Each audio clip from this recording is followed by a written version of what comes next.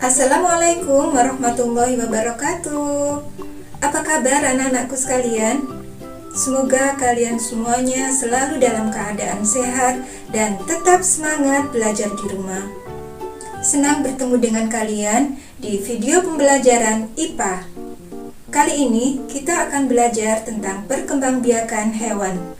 Nah, untuk lebih jelasnya, mari kita saksikan video berikut ini.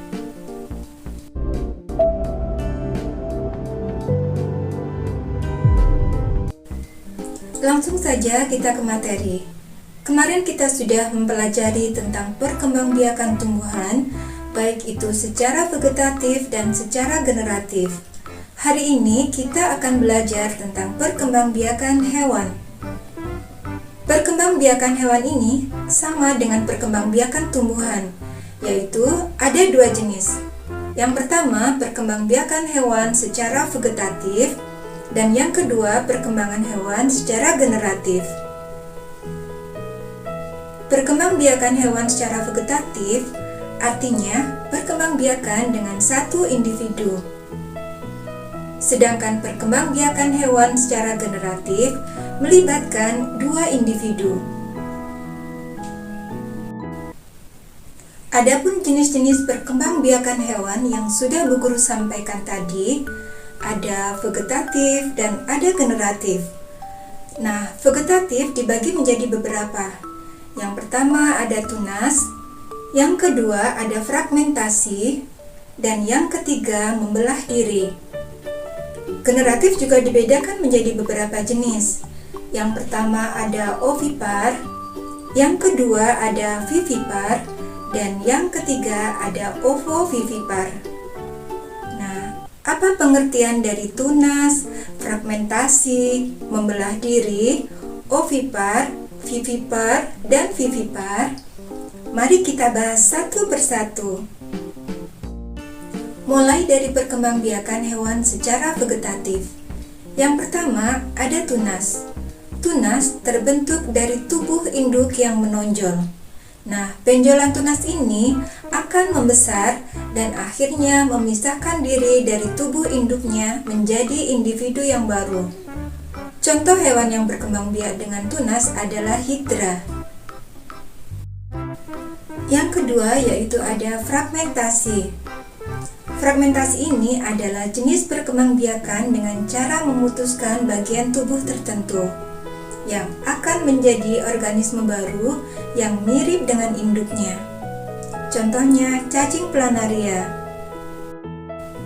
Kemudian yang ketiga ada perkembangbiakan secara membelah diri. Perkembangbiakan dengan cara membelah diri merupakan jenis perkembangbiakan dengan cara membelah tubuh menjadi dua bagian yang sama besar yang akan menjadi individu baru. Contohnya amubah, di mana yang membelah itu adalah inti selnya. Perkembangbiakan hewan secara generatif artinya melibatkan dua individu. Adapun jenis perkembangbiakan secara generatif yang pertama adalah ovipar atau bertelur, atau hewan yang berkembang biak dengan cara bertelur. Adapun ciri-ciri hewan yang bertelur adalah 1. Tidak memiliki kelenjar mamai atau tidak memiliki kelenjar susu. 2. Tidak memiliki daun telinga. 3. Tidak menyusui anaknya. 4. Mengerami telurnya hingga menetas. Nah, contohnya banyak sekali. Salah satunya adalah ayam. Selain ayam, ada bebek, angsa, dan ada pula ikan. Jadi ikan, bebek, dan angsa adalah hewan yang termasuk hewan bertelur atau ovipar. Kemudian yang kedua ada vivipar atau beranak atau melahirkan. Ciri-ciri hewan ovipar adalah 1. Memiliki kelenjar mamai atau kelenjar susu. 2. Memiliki daun telinga.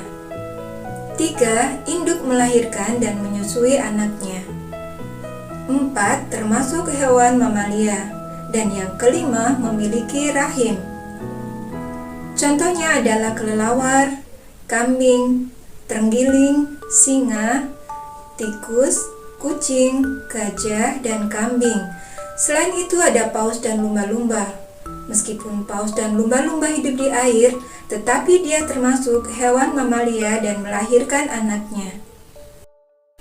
Yang ketiga, ovovivipar, bertelur dan melahirkan. Adapun ciri-ciri dari hewan ovovivipar adalah 1. Embrio tumbuh dan berkembang di dalam telur yang berada di dalam tubuh induknya. Yang kedua, tidak memiliki kelenjar susu dan tidak menyusui anaknya kecuali pada platypus. Contohnya apa saja? Yaitu ada kuda laut, ada platypus. Selain itu ada juga hiu, kadal, salamander, dan ular boa. Oke anak-anak, sampai di sini dulu pembelajaran kita kali ini. Semoga bermanfaat.